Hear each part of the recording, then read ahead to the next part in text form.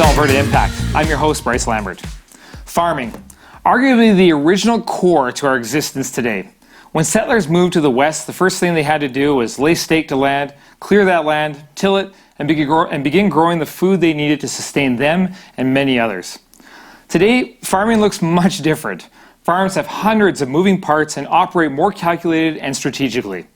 The business of farming has become more dynamic as products produced expand past your local out into the international markets. Supply and demands have changed over the years, but more importantly, the topic of sustainability for farmers has become a topic of concern. Making the business model a successful one and a fruitful one for the farmer is a fundamental key to future generations. To tell us more about how today's farmer is adapting and becoming tomorrow's farmer is our guest from MNP, Stuart Person. Thanks for joining us, Stuart. Yeah, thank you. Absolutely. So tell us a little bit about MNP and kind of your goals and what you guys do over there. Okay, so from an agriculture perspective, I'll give you an overview of what the firm is up to. So we are a full-service firm.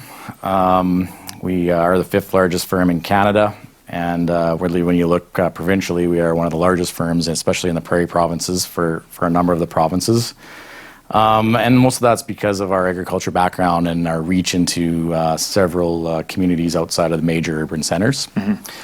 And with that reach, because we are present in those local communities, we deal with a lot of farmers. Yeah. So at last count, we're around 18,000 farms as clients in Canada.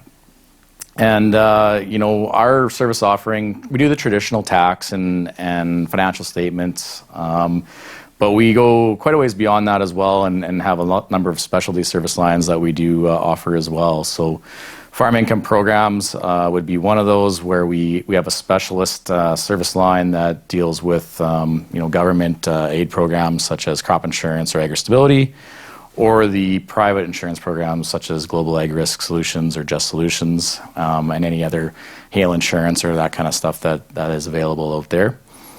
So that's one area that we have a number of people specializing in. It's an official service line for us, and we do offer that service, which is unique to us. Second one would be farm management consulting. So beyond just financial statements and looking at those, we would get into some budgeting and coaching and projections for farms, and really digging into the numbers and trying to figure out how farms are operating. Are they profitable? Are they not? What do they need to change? Mm-hmm. Where are they missing on certain lines?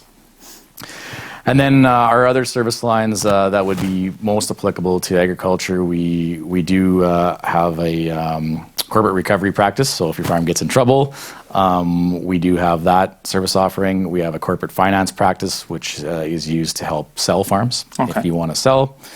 We have a valuations practice, which gets into the valuing of the farm. If you want to sell it or you need to know for lending or other reasons, maybe you have a succession plan happening. And then succession services would be a big one for us as well. We call it Transition Smart at MNP. It's a trademark name that we have, and it is it's a process. It's not really a product, but it's a process designed to take families through the discussions of succession and how to get from point A to point B. And sometimes that's a sale, and sometimes that's another generation coming along. Gotcha.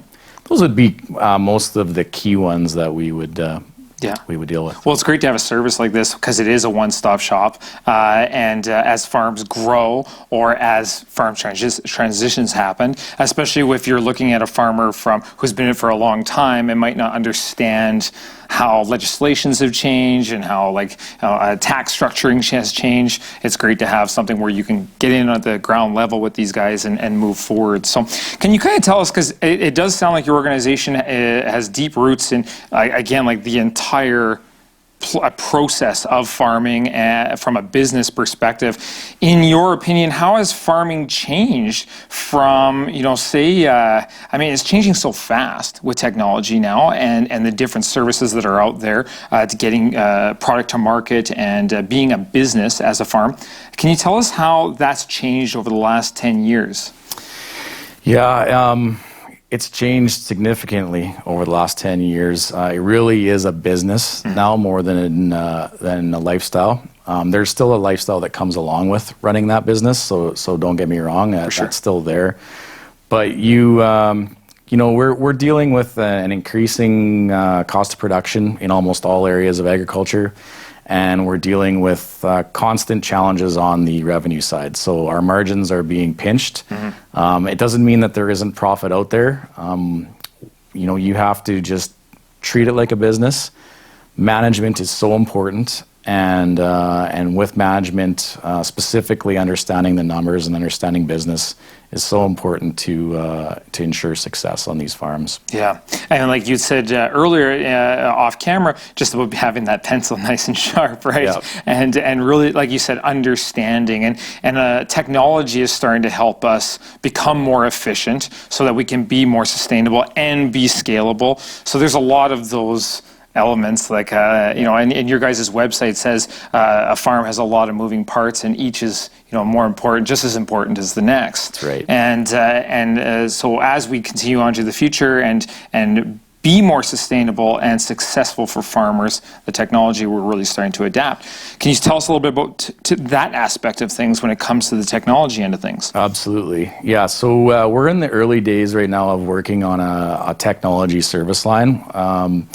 Where our hope is that we would be able to, offer assistance to producers to decipher which technology makes the most sense for them based on what they're trying to accomplish, and then assist them with the implementation of that technology on their farm, and possibly provide ongoing support if they needed that. Okay. But the technology that's out there is there's different forms of that technology, but it's all a lot of it that's coming on stream now is meeting or meeting certain challenges that farmers are experiencing. So we talked about labor being a large challenge. Well, there's technology with autonomous vehicles now, right? And there's technology there that allows for quicker record keeping to occur so that you can make better management decisions because you actually have some data to make the decision on. Right.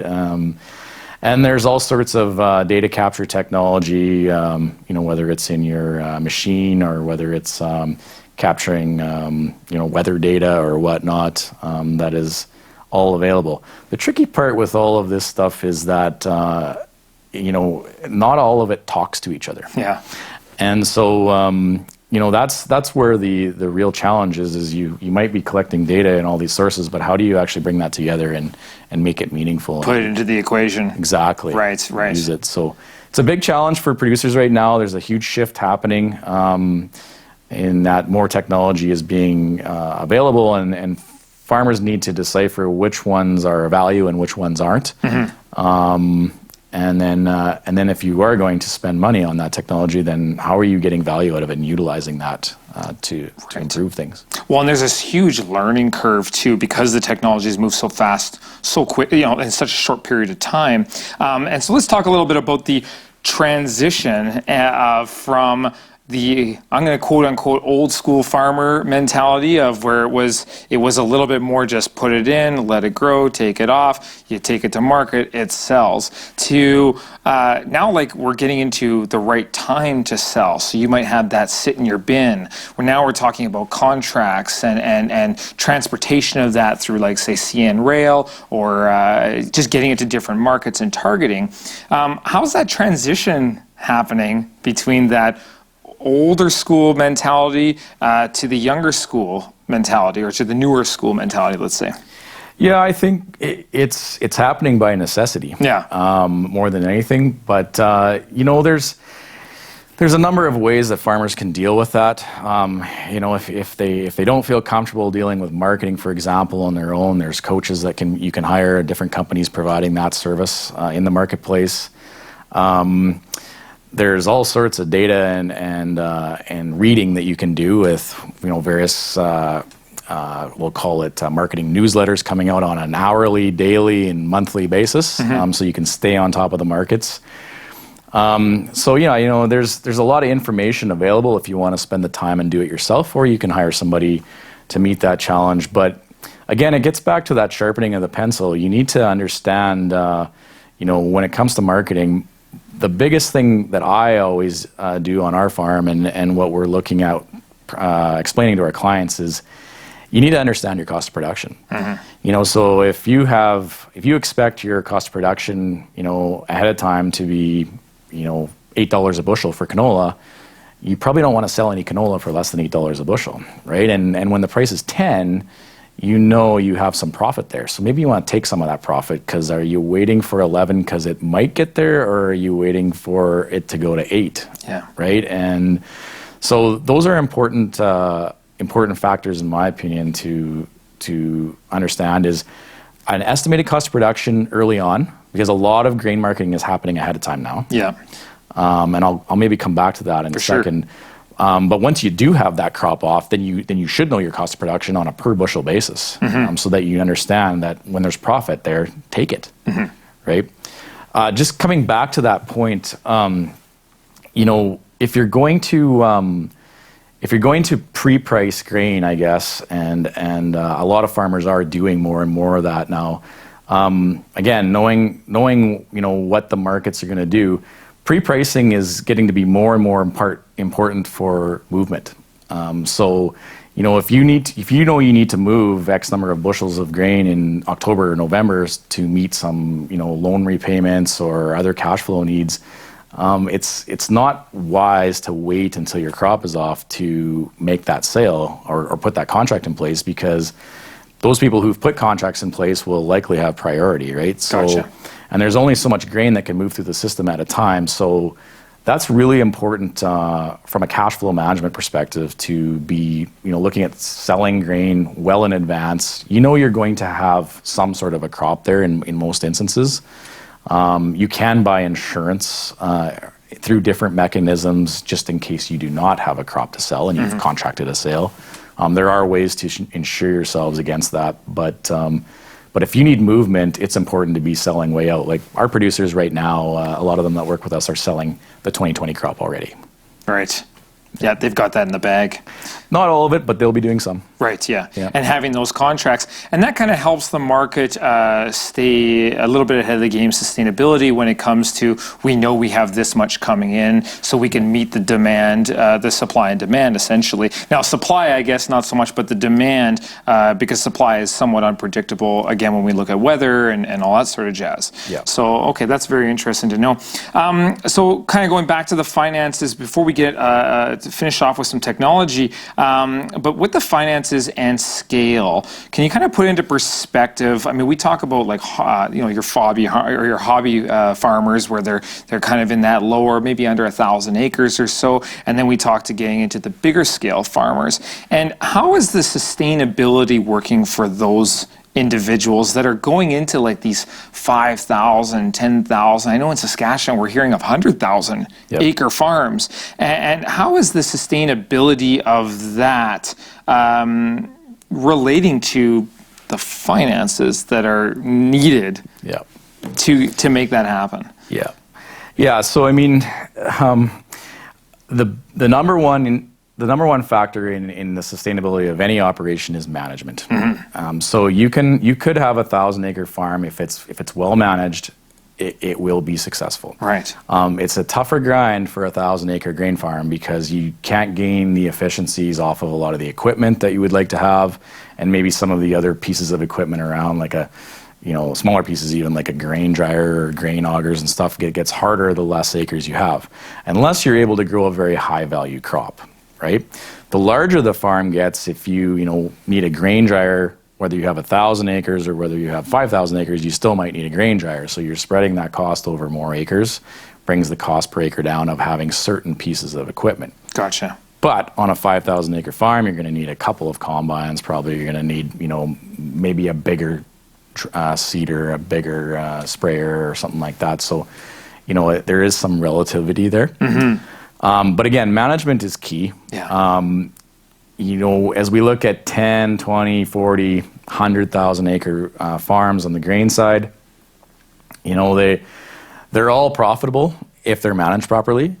But I would say expansion that happens too rapidly is dangerous. Right. It's not that it can't work, because we've seen it done, but it's dangerous because if you take on a significant amount of debt to do that, you might find that your cost of production starts to go up if your interest costs are too high. Yeah. So I would caution people on expansions to make sure that they've done their homework, have that sharp pencil, and make sure that they are as profitable as they can be, because in those expansion years, when you do have a lot of debt on the books, there's a lot of risk. Mm-hmm. And then have a risk management strategy on what happens if things don't work out. Yeah. It's a real balancing scale. It is. And, and you're kind of throwing gambling in on that scale, a little bit. So the farmer, I still feel today, is very underappreciated when it comes to the overall picture that they have to manage to be successful, to be understood and sustainable. Yeah. And the ones that are the most successful, they're sharp. Right. They know their information. They're very good at what they do. They do a great job with the management, and some farmers will agree or disagree with this comment, but in a lot of the cases, as the farms get bigger, if you're the owner and you're the farmer, you're not spending a lot of time in a combine or in a seeder or anything like that. You're spending a lot of time in a pickup truck, driving around, making sure everybody's going and everything's running smoothly, and making decisions and on the phone and just kind of observing what's going on to make sure things are happening the way they should be. Yeah, your mobile office, the old pickup truck. That's right. That's right. And now with technology, when you've got your laptops, you can monitor what that combine is doing. You can know when there's a breakdown, what kind of yields you're pushing out after the first couple of loads into that Super Bee. It's pretty wild what you can do now. It is pretty crazy. On our farm, we use some John Deere equipment and for harvesting, and John Deere has the My John Deere app that you can get. So on my phone, while harvest is going on, I can see the combines, I can see where they are, I can see them going back and forth on the field, I can see what the monitors are saying, it's yielding this much per acre. I can see if the combine needs fuel. I can call somebody and say, take them fuel. It's pretty incredible. It's such a, from the old single plow and shear to this, it's, if our even if our grandparents, our direct grandparents could see where we are today compared to where they were back then, they'd just be mind-boggling. It's just mind-boggling, right? So again, we'll end off on some technology here, and we're starting to see in the movement of product blockchain becoming part of a conversation. And we recently had a guest on to talk about Bitcoin and how that relates to blockchain, and then he kind of brought up some things and how blockchain is starting to translate into agriculture and the movement of product from farm through transportation right down to the consumer and what they're getting. Can you speak a little bit to blockchain and what that means for farming? Yeah, I think right now the number one use that is popping up, and some people will argue whether this is blockchain or not, but my understanding is it is really the traceability. Mm-hmm. So if you want to know, for example, McDonald's is basically using blockchain technology through a company right here in Edmonton called Truspix, and they're basically tracing from birth to burger where that meat came from, and they're able to certify that this is what you're eating. Yeah. I think the traceability thing is a big thing for consumers. Mm-hmm. They want to know where their food's coming from. They want to know what was done to the animal. In the situation of grain, they want to know how that grain was produced, if chemicals were applied, what chemicals were applied. And so I see that as being, from a transparency point of view, from producers all the way through to the consumer, I see blockchain playing a role there. Yeah. Blockchain has some capability there to kind of produce what we would call one truth. So it shouldn't be editable or compromised. Right. And so I think in agriculture that is kind of one of the key areas we're seeing right now. is that traceability point of view, and it's more on the livestock side at the moment. But you know, there is a lot of looking at grains as well as to whether that can be applied there. And with grain, it's a little harder because our system is set up to deal with mass production and mass handling of grain. So you grow grain, I grow grain, we take it to a terminal and it gets all dumped into one spot. Pile, right.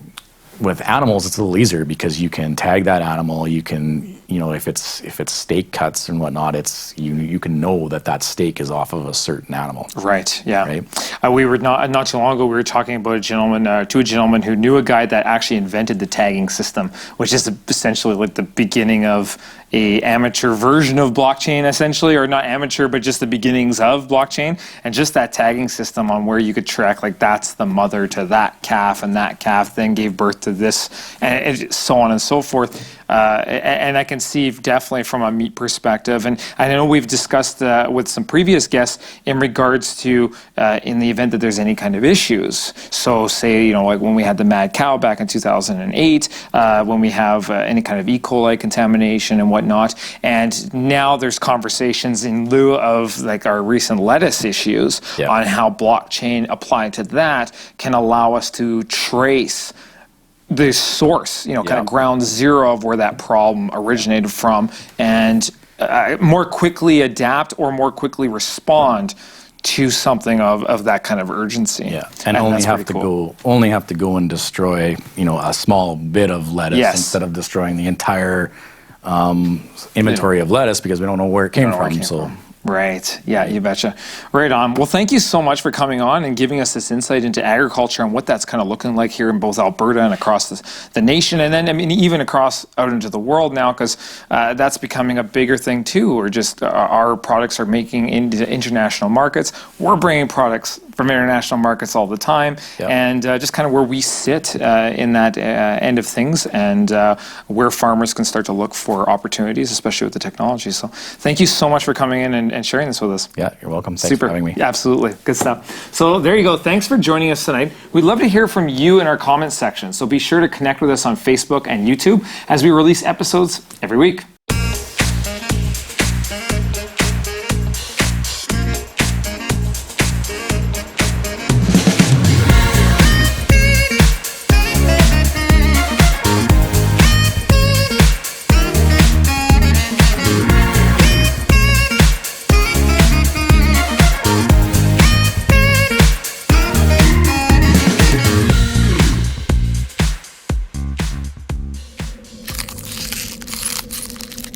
What that's called.